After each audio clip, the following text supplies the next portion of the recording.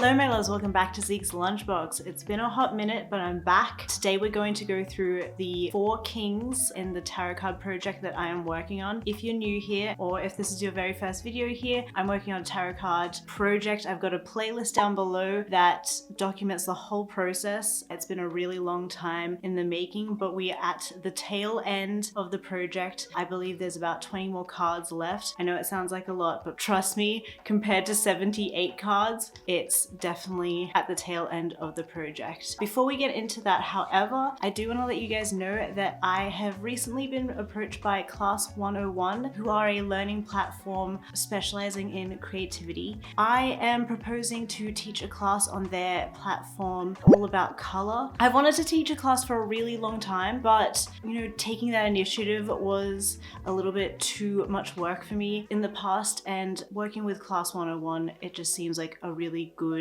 mutual relationship where they help me out and I help them out by creating really awesome content for them. At the moment, I need 200 people to follow the page. I will link that down below. Once we have 200 people to follow the page in the next couple of days, and by this I mean literally like the next 5 days or so, we will then see that there is enough interest for people to learn from me and have a more specialized class from me. Then the class will get the green light. So please follow the link down below and vote for my course if you want a color theory course from me where I really delve in and talk about color theory. I'm really excited to do this and I hope I get the opportunity to do so. So please help me out, vote for my class down below. It would mean so much to me. All right, let's get into it. Alrighty everybody, we will be working on the kings in this video, hoping to get them done this week, but I'll definitely get 2 done, that's for sure. Now, the kings. First of all, let's get our foundation here. If you are new to tarot, they are very similar to playing cards, so they have different suits, 4 different suits in them. So instead of hearts, spades, whatever, a tarot card deck has cups, swords, wands, and coins or pentacles. We will get into the individual meanings of all of the cards, but all you need to know so far is don't overthink it when it comes to the kings. The kings represent power. They all have different niches of power and, positive traits and some negative traits. We'll get into the individual meanings when we come to it. I have posted the video where I draw the King of Wands. I will link that down below. The King of Wands section is, towards the end. So if you want to catch up on that, go ahead. Now, the reason why I want to do a video on all of these guys is this particular collection of the cards in the tarot card deck is almost a body of work within a body of work. A lot of the cards have a lot of connection to one another and feel like they're part of a set. I was thinking about what I wanted to do for the kings, and to me it didn't feel earnest to just do all men. Yes, there are a couple of men in this tarot card deck, but I want it to be a lot more, uniquely Zeke. That's why I'm making the deck. I want it to be very earnest and true to me. I really enjoyed doing the lion, so for me, I wanted to do a series of all big cats. I've wanted to draw big cats for forever. One of my favorite pieces and most popular pieces is the Strength card, which features a tiger. For me, it's just something that I wanted to explore a lot more. I think big cats is a really almost cliche subject matter in art, and I like exploring those cliches and making them my own. They're cliches for a reason. We will be working on these 3 because the wands is already done. Let's go into the color palettes down here. Let's ignore Aussie Man. This is from a totally different video, which I will also link down below, but I'll cover them up so we aren't distracted. I just did some really quick color studies. For me, I really recommend a lot of people do color studies, do studies away from your final artwork. Just for me, when you visually see things, it really helps you make decisions and eradicate a lot of issues that you might be thinking about, and just, being able to visualize visualize it, you can problem solve a lot better. So we've already done the King of Wands. That's what this little blob here represents. Today we are going to work on the King of Coins. I have finished the Ace to 10 of coins in the last fortnight. I'm just coming off, really getting to know this particular color palette. I'll show a couple of the cards up on screen so you know what I mean. It's like purple with lots of greens and some pinks. The coins is all about, luxury, health, wealth, and all of those luxe things. And yeah, I just wanted to finish off the color palette that I've been, really used to over the last couple of days. Initially, I was going to do a pink tiger. It just felt like, my first instinct was to go with a pink tiger, especially because I already have a pink lion, so I felt like those two were going to work really well. But upon discussing this further with my tarot card partner, Julian, there's a video where I chat to him as well if you want to get to know him and kind of figure out what our roles are in this project. I will link that down below. Once I was discussing it with him though, he did remind me that we already have a pink tiger in the deck with strength. It might be complicating things a little bit. So my initial thought was, okay, I'll just change it to a cheetah. But as soon as I started drawing, and I'll show you guys what I've got so far, felt like there wasn't enough separation from the background, and I needed him to be heroed a lot more and really be separated from the background. And because the King of Coins is all about excess and wealth and all of those lovely things, I wanted to do a green snow leopard. So yeah, we're gonna do a green leopard, except instead of a snow leopard, he's gonna be like a foresty green leopard with lots of plants and those lovely things around. Let's head in and I can show you what I've got.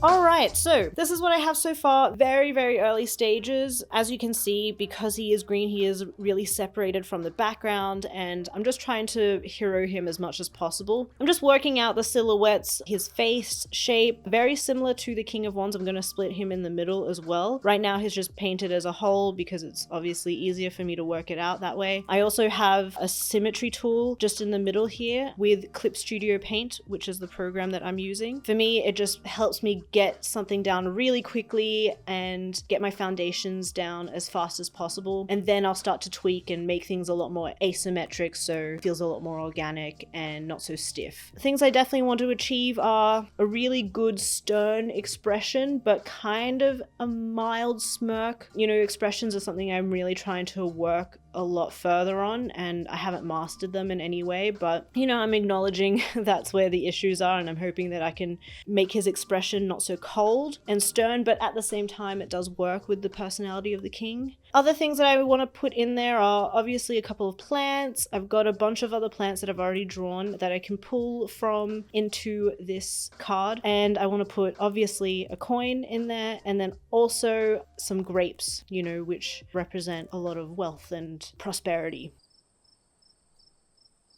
Okay folks, this is where I'm up to right now. I've just pulled in a couple of elements from some other cards that I have already made. Obviously I'm pulling the coins that I've gone and drawn several times now. Like I said before, I've already drawn the 1 to 10 of coins. So I've got a lot of things to pull from, which is fantastic.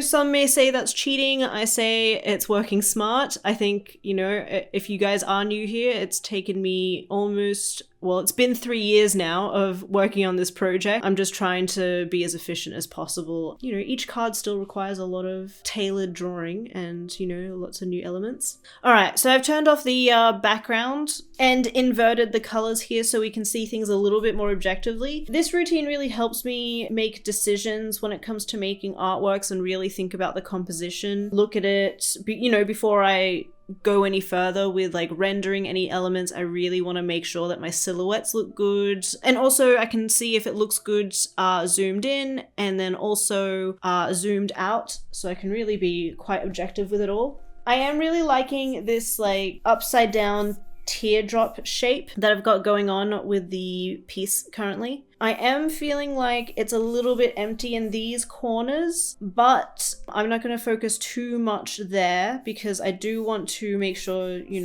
I've got a really nice upside down triangle sort of composition here. That way, like when you're reading the artwork, your eye is drawn here and then it works its way down. Because this sort of stuff here is really secondary, I think I'm just going to add a couple of vines, soften up the fur, maybe even like make sure the fur is a little bit more asymmetric, just to fill in these gaps here. I don't necessarily have to put like an actual finalized coin or whatever. For me, that's very much not even the secondary element. That's like a third element that's not essential information. So I'm not going to focus on that for now, but that is a concern for later on. For me, I'm just trying to have as much separation in the split here, so it is reading as a separate being, and then that way, you know, when you're zoomed out, it doesn't look like a big fat wide snow leopard, because it can come off quite strange. So that's what I'm going to focus on the most and get a lot more depth in these areas, put a couple of the grapes behind so this like straight line in here is a little bit more apparent, and that's what I'll just be playing around with. All right, let's discuss some color. Looking at it in color, I am a little concerned that it's looking a bit like, well, now I guess they would be considered vintage images, but those like galactic images with like a wolf in them that were very, you know, early 2010s. I know, very confronting to think that like that image there is like, we're almost getting considered to be vintage. It's looking at just too authentic to what those images are. I don't know what the actual name of like that image is, but you know, I'll put it up on screen so you can see like this is what I'm talking about. For me, it's just looking too close to that. I'm wanting more of a tropical vibe with it, so I'm hoping if I add in like some more grapes and a couple more vines, it'll feel a little bit more tropical, because again, I want it to feel very verdant. And then another thing that I want to try and add is maybe put on some leaves on the actual leopard. So by that, I mean like maybe some leaves that in the direction of the fur. And that would also push the idea that he's meant to be like this big proprietor of leaves and all things nature related. So if parts of him are leaves, I feel like that could be really cool and like really translate to how lush I want it to be perceived. That's my thought process for now. I'm gonna have a little break so I can really ruminate on it all, and then I'll come back to it, work on it, and then chat with you guys later.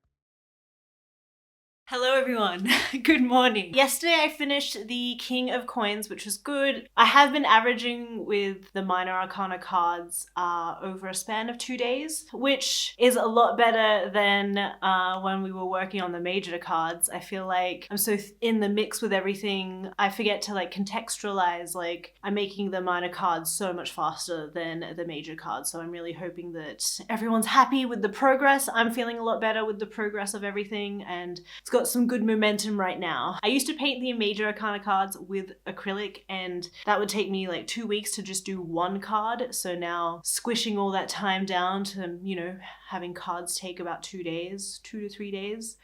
Such an improvement. What we are going to be working on today, we're going to move on to the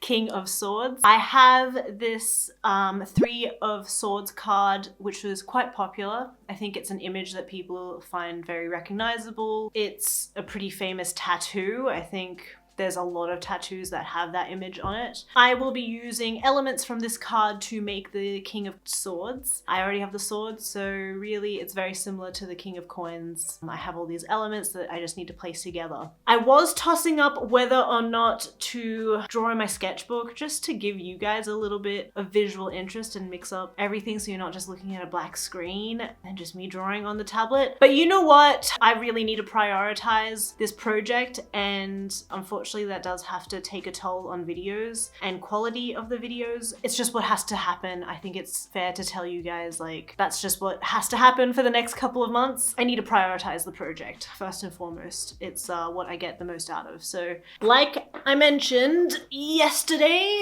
we've done this color palette card. That's the coins. Let's do the swords. So the swords will be a pink background with a blue panther. I love the faces of panthers. I think black cats in general, obviously we think of them as very mysterious, bad luck, but I'm very fascinated with their imagery in pop culture. The relationship that humans have with big cats. I think out of all the big cats, panthers are probably some of the less common in terms of where we see them in the art world. And yeah, I'm just excited to delve into that and what that means for humans. I'd love to pose this question to you guys. Because big cats are such a recurring image in art and culture, I'd love to know why you guys think that is. Why are we so enamored by big cats, and why do we have this urge to solidify them in our culture and history? You know, it really asks a lot of questions about ourselves and us as a whole, as a humane society. Why are we obsessed with big cats in art? I'd love to hear your theories. Comment below. Okay guys, so these two kings, finito. I will keep the suspension going and show you the side-by-sides at the end of the video. I mean, you can be cheeky and just fast forward, but, you know, let's just work our way up to it. Let's be patient and exercise methods of patience. Just to catch you up. These two are done. These two need to be done. Now, the King of Swords. Let's research and talk about him, analyze what's in the image, and then, you know, kind of brainstorm what my King of Swords should look like. Alright, so some themes for the King of Swords are law, intelligence, logical, analytical, wise, and manipulative. Positive traits, so when it's upright in a reading, intellectual, reasoning skills, high IQ, wise and just, weighs up everything objectively. Oh, we love a wise king. And if you get the card upside down in a reading, the negative traits would be uses brain for evil, manipulative, thinks they are above others, takes advantage of their power. You know, for me, I feel like big cats just really fit the brief of their power and fit the brief of a king with the themes that it needs to pursue. So those themes for me just straight off the bat don't feel like they give a lot of visual input. I think the panther is already enough to kind of be a good symbol of wisdom and intelligence, so that one's already ticked off. You know, when I don't have enough visual material to pull from, that's when I start to go through and pull ideas from the actual card itself. So if we observe, the king is in a field of some kind. For me, I get a desert vibe, although maybe I'm not interpreting that quite correctly. Trees in the background often in tarot can symbolize wisdom. Could put a tree in there. That might be a little bit tricky with the scale of the card in relation to the panther. We'll leave that as an option. There is a butterfly in the throne, however, and think that for me, and if you guys, you know the Zeke's Lunchbox brand, you'll know like a butterfly seems like the correct visual metaphor to go with. What do butterflies symbolize? I feel like they symbolize balance or growth, possibly. I'm gonna have to have a little deep think about this, and I'll get back to you guys soon.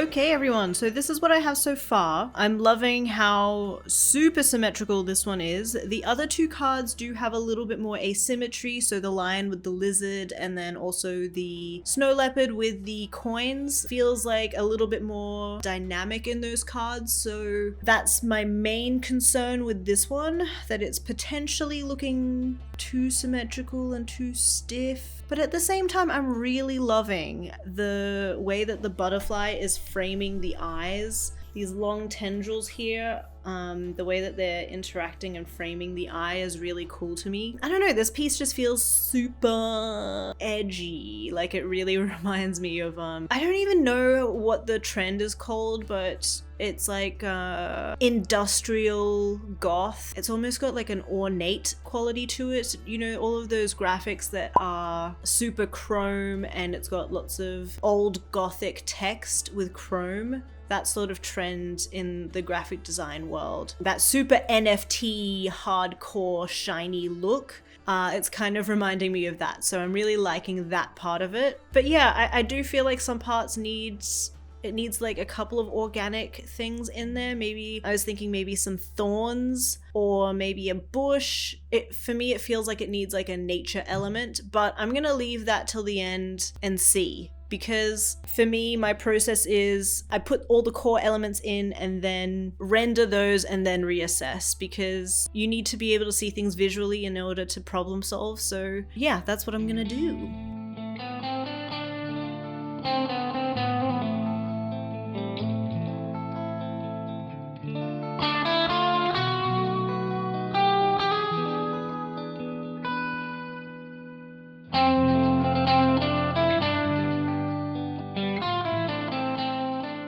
Alrighty everybody, it's the next day working on this panther. You know, like I said yesterday, still unsure about whether or not this piece needs extra elements. For me right now, it's feeling really evenly weighted. It's got, you know, some decent hierarchy and the contrast with the blue panther against the background. You know, for me, I think it's the first thing that you look at. I have rendered the butterfly a little bit more. You know, I was tossing up whether or not to turn off the symmetrical tool, but with how symmetrical it all is, for me, it's just feeling super satisfying. I don't have many pieces that are like super symmetrical, so you know what? I'm gonna give myself a little bit of leeway and just do that with this one. I have very roughly put in the halo for the crown and, you know, very roughly drawn the crown as well. So once that's a little bit more rendered, it'll feel a bit more evenly weighted up the top.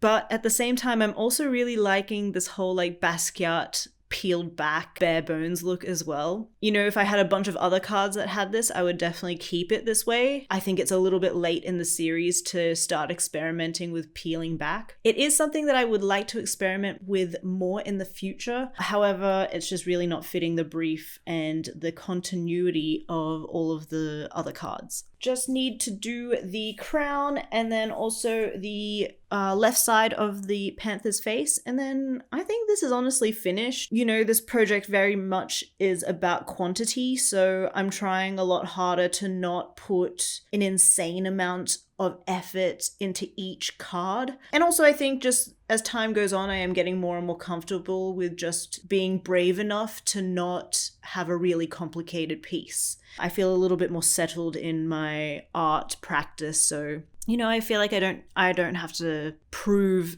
so much anymore. All right, I'm gonna finish this off and I'll show you guys the final card, you know, at the end of the video. Morning everyone, it's a new week, which means we're going to do the very last card. The next color palette that I will be doing and the next suit I will be doing are the cups. I haven't done any of the cups, like I haven't done the Ace to 10 at all. So, you know, I need to figure out what the color palette is, figure out what all my elements are. Obviously with the cups, there's a lot of water elements. elements, so that'll be really fun and interesting to play with. With the king, you know, he's got a really interesting throne. I like how it's got a shell vibe to it, so I'm gonna try and keep things a little bit nautical. I love the lily pads in the Ace of Cups. To be quite honest, I think my ace is going to be very, very similar. You know, there are some of the original cards where I feel like there's nothing that I can do to improve it or nothing that I want to change, so some of the cards are a bit more of a copy and paste scenario. But yeah, I'm gonna try and just work out the color palette. I will put up on screen the color palette of what the cups will look like. It's got a coral background with like lots of reds, some deep Tarlo greens, and some lilac down the bottom as well. So, you know, very similar to the Empress. I think that's the color palette that I'm going to go with when it comes to the king. Now here I've written a tiger. You can see here this is the orange coral background, and I did do a blue tiger. I felt like at the time, you know, the contrast would be really nice, but looking at the color palette that I've got so far, I really like the red. The red is just really striking and really powerful, and you know, the king is wearing quite a lot of red as well, so in tarot the colors are quite important. They do symbolize, you know, red is strength or passion or what have you, so going to go with that. I'm just gonna start playing around digitally and figure it out. So I've just done a really quick sketch of the tiger head. This is what I have so far. Tigers have such a funny shaped head. The fur on the sides of their face is quite long, and it took me a hot minute to nail that. What I mean is like this shape here. And it's always super hard with a sketch because, you know, you do need, for me, I always feel like I need like those colors to really separate things so I can really see the shapes and silhouettes a little bit more. But anyway, that's what we're going to stick with for now. I do have, you know, two other elements that have already been rendered. I drew up this cup a very long time ago. I knew that the cups would be kind of nautical, so that's why I wanted it to feel like it was a bit more inspired by like a seashell. I am unsure whether or not the colors are going to work and if they're too close together, but we're gonna figure that out and see. I think I'm gonna try and put some fish in there because I can see in the original card around the neck of the king, it looks like it's a fish, a symbol or a fish emblem, and then I can also see like a sailboat behind and then a fish in the background of the King of Cups as well. In terms of all the other elements, I think I need to look it up a little bit further and see what else I want to put in here, but for right now I think I'm just going to focus on rendering the tiger and then I'm going to reassess.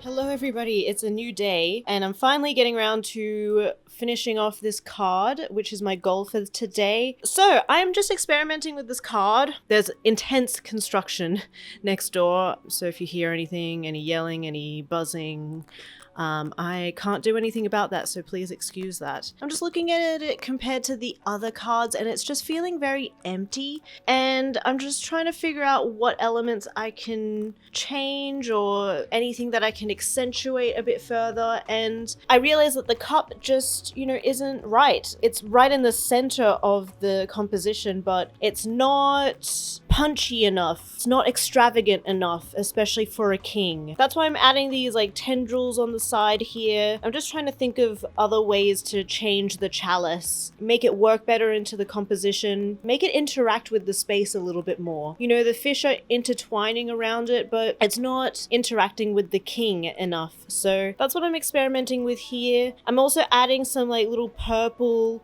blobs of water. So yeah, that's my mindset right now, and I'm just going to continue doing that, keep experimenting with making the chalice a little bit more extravagant. And this is kind of the fun part, you know. I've got all of my main elements now. I can just add flourishes and add some personality and add some flow to the piece. All right, you guys, we did it. The 4 cards and the 4 kings are finished. I'm really excited to show you guys what they all look like in the comparisons to the original Rider-Waite tarot deck. So let's get to it.